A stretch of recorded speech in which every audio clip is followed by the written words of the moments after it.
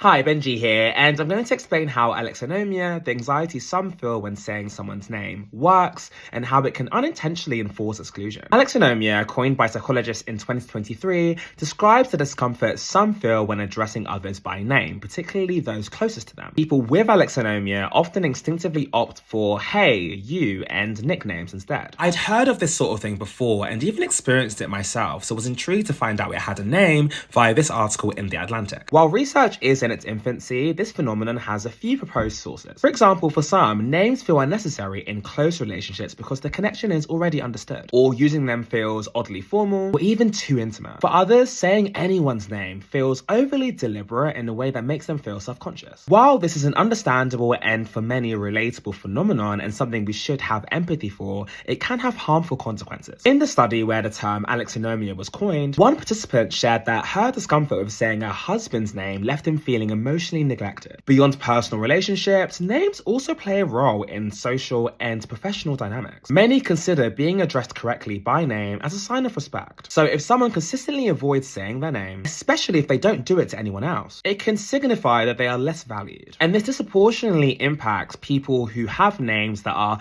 less familiar amongst dominant cultural groups. That said, in some cultures, avoiding names is actually a sign of respect, particularly when addressing elders and authority figures. So what one person may see as invalidating, another may see as entirely appropriate. And since alexinomia is involuntary, we should recognize that if someone does avoid saying your name, it may not be an intentional effort to invalidate you, but may be a reflection of how they navigate identity, language, and intimacy. However, because alexinomia does play into wider patterns of belonging and exclusion, we should all take personal responsibility for its potential impact. If saying someone's name feels emotionally taxing, it's worth reflecting on whether avoiding doing so is a form of emotional protection at the expense of making that person feel unseen and unvalued. Hope that helps. Bye.